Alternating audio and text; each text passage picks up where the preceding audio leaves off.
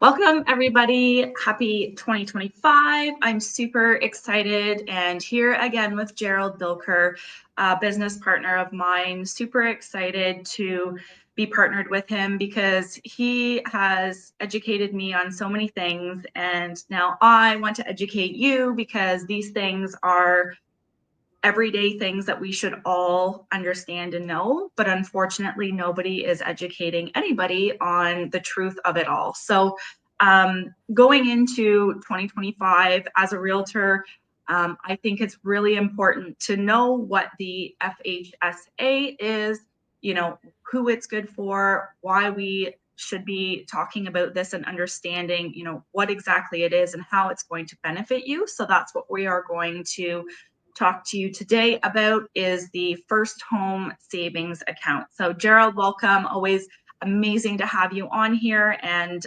love the fact that you are so well versed and educated in this stuff that we together will be able to, shed some light on these and make sure that the information is in people's hands that they need to have. So absolutely. And I appreciate the kind words, Michelle. I'm so excited because this is something that people need. Everybody. I mean, naturally in the real estate world, you're well aware of people and their goals of purchasing and owning a home. But before you have a home, you need to have a down payment. And this is the first stop for people when it comes to saving for a down payment. And naturally, again, on the education side of things, sharing this information because it's so relatively new, only a few years old now, most people are still, they're maybe unsure. They don't know how it works. Is it too good to be true? All of these things. This is where the education comes in. So I'm excited to go through this with you. exactly. And so what some people might not know is it is a first home savings account. And so somebody that purchased a home 10 years ago may be like, well, this isn't for me because I've already purchased a home. But in reality, it can be for them because it's anybody who has not owned a primary residence in 5 years.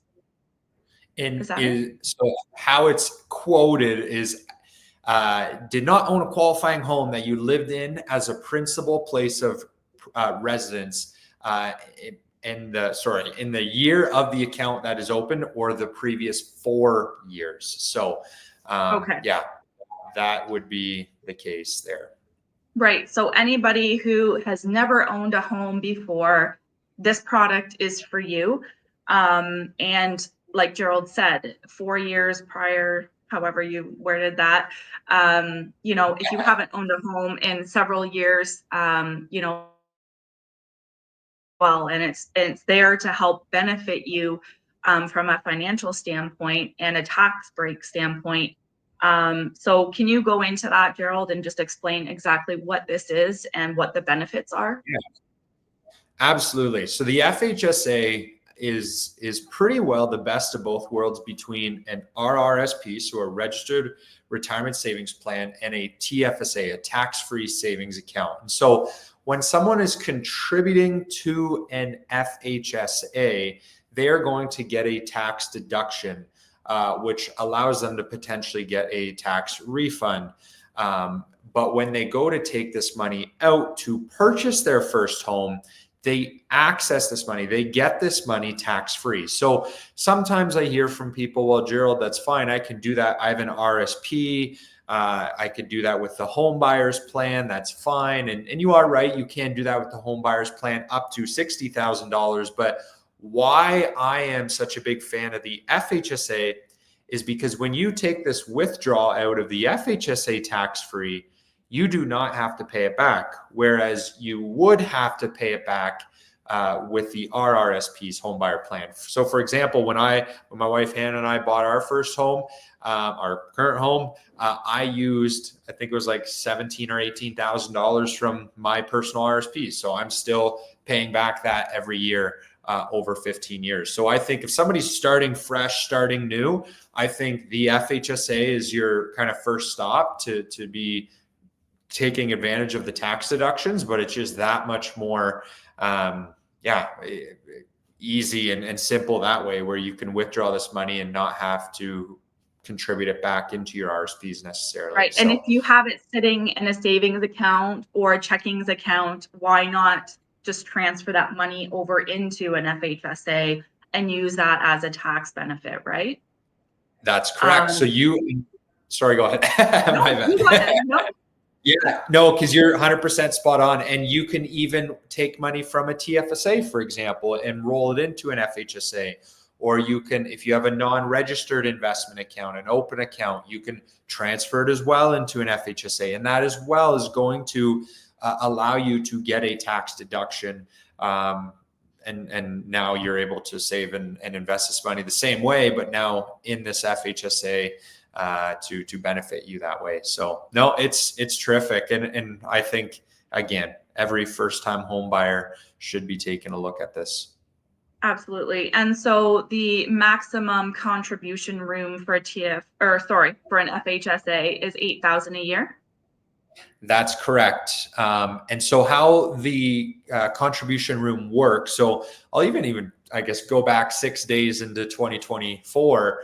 A lot of people kind of just try to get an FHSA open in the last few days of 2024, because what happens is if you have any unused contribution room, that is carried forward into the following year. So for example, if I was able to put in $8,000 last year, great. This year, I'm only going to have $8,000 of room as of January 1st, more that I can contribute. But let's say I put in $1,000 into my FHSA in 2024. So what that means going into 2025 is now my $7,000 of room from 2024 carries over into 2025 in addition to my new $8,000 of room that I have. So now I can contribute $15,000 to my FHSA in 2025. So, and especially, hey, if you have a spouse and you're doing that as well, well, that can be tens of thousands of dollars of tax deductions that you would be getting in that year. And I do want to make a reminder, you get the tax deductions in the year that you make the contribution. Right. Whereas I know the RRP is a little bit different. You could, not going to go too much into detail there. But. Yeah. And then, so as a couple purchasing a home, can they each take advantage of this and each contribute $8,000 a year? And then when they're purchasing that house together, they have that benefit. That's correct. I do want to preface from kind of our beginning of this conversation, though, is if let's say I wasn't a home buyer or a first-time home buyer, I owned a home within 4 years, or I currently own a home, and let's say Hannah is a first-time home buyer, and we want to, then unfortunately, because I own my own home and I have maybe in the past 4 years, then Hannah is not eligible for the FHSA anymore. But if me and my spouse are both first-time home buyers, then absolutely, definitely want to do it that way. Okay, perfect. And then question is lump sum or regular contributions, either or is an option, correct? Correct. Absolutely. Yep. So at the beginning of 2025, somebody's like, I didn't even know about this, but I do have $8,000 sitting in the bank and I'd rather just get it in there and be done with it. So they can just throw that $8,000 in and then essentially just wait until January 1, 2026 to contribute that, lump sum again. That's correct. Yep.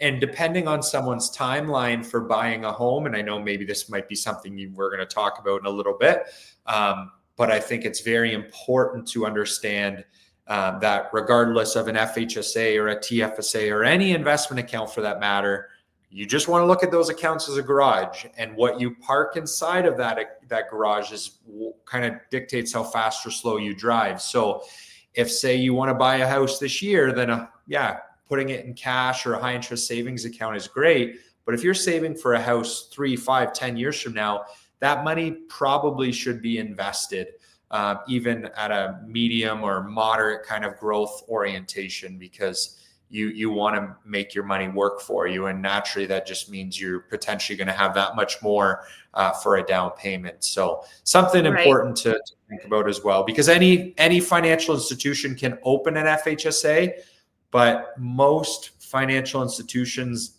don't do what's right as in terms of what they're putting inside of the FHSA. So it's something that's probably one of the most important things.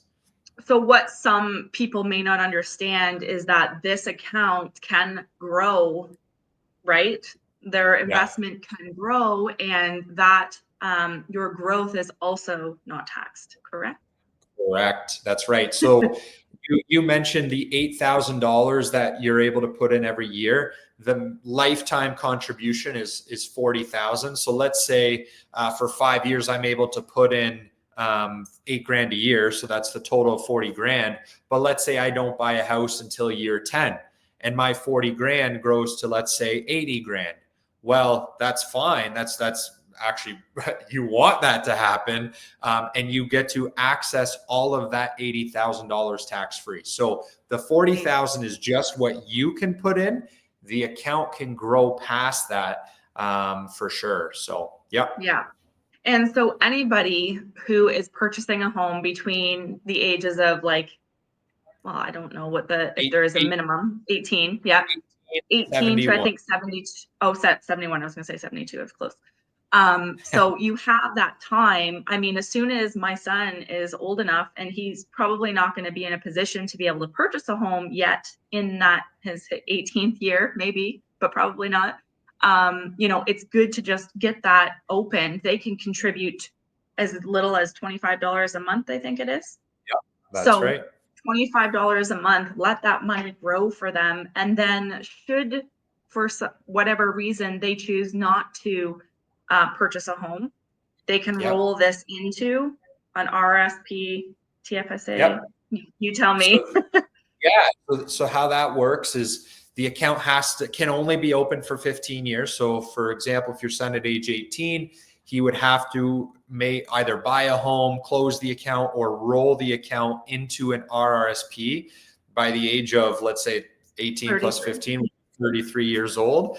So again, lots of time there, but that's where, again, when you have time on your side and investing on a consistent basis, he will definitely be able to accumulate a good down payment for sure, especially when invested appropriately. Exactly. But the good thing is even if he doesn't buy a house, end up buying a house, that money, when it rolls into an RSP, I think this is important for people to know, is it does not take up any RSP contribution room. It is just rolls right in, no fees, no taxes, no penalties, and doesn't use any of that RSP room. So it's very, very flexible that way. Yeah, that's super good. So, I mean, it's really a no-brainer. People that are looking at purchasing a home, whether it be, there's a 15-year window. So if you plan on buying a house in the next 15 years, now would be the time. And I know working with buyers myself a lot, one of the biggest concerns they have is not having enough to purchase the home that they want. There are homes out there that aren't that great, but that's all that they can afford. So they either hold off, or you bite the bullet and purchase something that needs a whole bunch of work and just work your way through it. So being able to utilize parking this investment in the right garage, as you say, will help them to grow that down payment so that they can maybe have a little bit more buying power at the end of the day when it comes to purchasing that home. And that's going to help them, be able to buy what they want. Couldn't agree more. Yep, absolutely. And so, do you think there's anything else that we should add to that? I think we've kind of hit on, like, who can purchase it, what is it, where can you get it, which is, you can talk to us, you can go to your financial institution. We, of course, always have your interests at heart and want to make sure that investment for you is building as quickly as possible for you, because we want you to be able to buy that house that you actually want to buy and not have to settle for something less because your investment did not grow. And why to want to do this now, I mean, now is a great time to start investing in your future. So Absolutely. And I do have two maybe pieces of information about the FHSA that people can think about as well. Like, for example, that I think just good for people to know.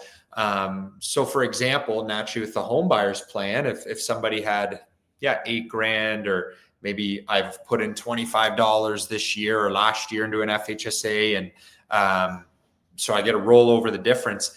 You can actually also transfer money from your RRSP into your FHSA as well.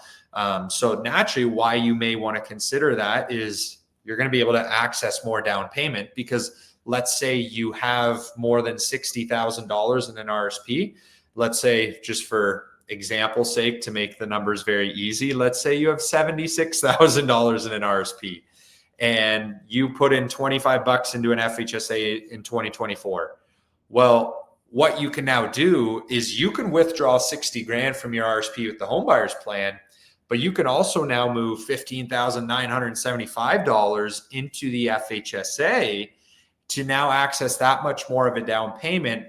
And you now only have to pay back the 60. You don't have to pay back the FHSA. So that's a thing that people can kind of think about as well. And maybe people are like, well, I just want to move money into the FHSA so I don't have to repay my RSP. That's exactly. something that I help people do as well.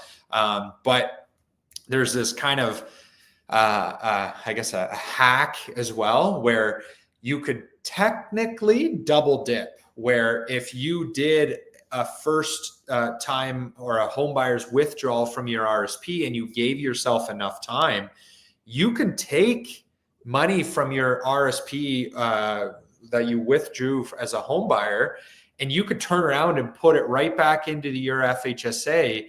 And literally the next day, as soon as it lands into your FHSA, you could then pull a refund or a redemption of that, again, tax-free. But because you did that, you're going to get an $8,000 or $16,000 tax deduction for using your home buyer's plan money. So things like that could make a huge difference. Like that could be $18,000 to $16,000 and then some that people could get as a deduction on their income that people just don't know. They're like, oh, I have the down payment. If you have money sitting in cash, even if you're buying a house within a week, you should get that money into an FHSA to get the deduction and then turn around and withdraw it right away too. So it is well worth your time. That actually was one of the questions that I wrote down while you were talking, was if somebody already has, a deal firm on a property and they just don't close for maybe 4 or 6 weeks, take advantage of this opportunity to be able to open up that FHSA, get that money in there, and to use that for that deduction benefit, right? 100%. I've probably done more personally with personal clients. I've probably opened more FHSAs for a week than I have FHSAs that people are contributing to on a weekly or monthly basis for 1, 2, 3, 5, 10 years out, because people, again, they're not knowledgeable on it. And naturally, as an advisor and helping clients throughout the home buying process, I asked them, have you opened an FHSA before? And they're like, no. And I said, well, where's your down payment right now? And they say, well, it's in my bank account. I said, well, let's do and open this account very quickly. Put it in high interest savings. So you put the money in, get the money, get the deduction, take it out, no fees, no penalties. And you just got yourself an $8,000 or $16,000 tax deduction, depending on, how many. Yeah. So it's just such a difference. And truthfully, just another example of being educated and knowing your options, because so many people go through this process and it's like, if you just, and it's not their fault. It's not your fault for not knowing this information. It's our job as financial advisors and realtors to help you make good, well-educated decisions. And this is what this is all about. And this year, we're going to have a bunch of amazing conversations to do with so many different, financial aspects and different things that are going to help you in your financial future and making educated decisions. I mean, we've been talking for 20 minutes. If you can take 20 minutes of your day and educate yourself, this is an opportunity that could save you thousands of dollars. Who knows, right? So Yeah, I 100%. think that being able to plug in and just be mindful of your options is such a key thing. And for 2025, people should be making this a priority because finances is tight for everybody right now. And by making good financial decisions, that's going to help you get ahead. So I appreciate your Well, time, Gerald. It's always a pleasure talking to you. You're so educated, and I think that what we have to share is so valuable for our community and just anybody who is tuning in and listening to us. And look forward to chatting next month. And yeah, we hope that this is helpful to you. If you have questions, please reach out. We are capable of opening up an FHSA for you, and so making sure that your investment is making you as much as possible and helping you in your financial decisions in the future. So until next time, we'll talk to you then. see everybody soon.